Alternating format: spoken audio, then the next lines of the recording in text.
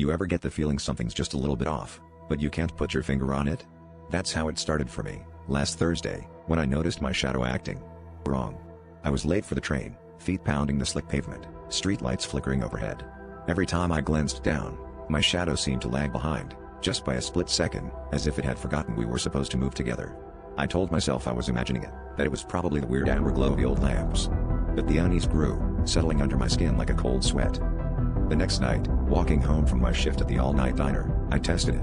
I darted left and right, stopping abruptly, watching the ground. My shadow followed, always a hair too slow, like it was considering its options.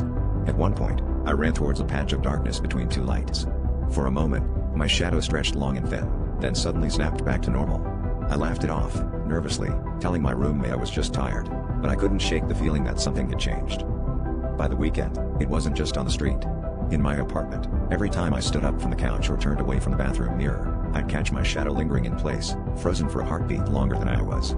Once, while brushing my teeth, I stared into the mirror and watched my shadow's mouth move after mine, slow and deliberate, almost as if it was trying to mimic me rather than just follow. I started leaving all the lights on, even slept with a lamp burning, but my shadow was always there, waiting, patient. Last night, I made the mistake of shutting off the light to save the bulb. Darkness rushed in, thick and sudden. I heard a soft shuffle behind me, though I was alone. When I turned, my shadow was no longer flat on the wall, it stood up, peeling itself from the floor, its movements fluid and delayed by a single, terrifying second. Before I could scream, it reached out, curling around my feet like smoke, and I realized, whatever it was, it had finally learned how to move on its own.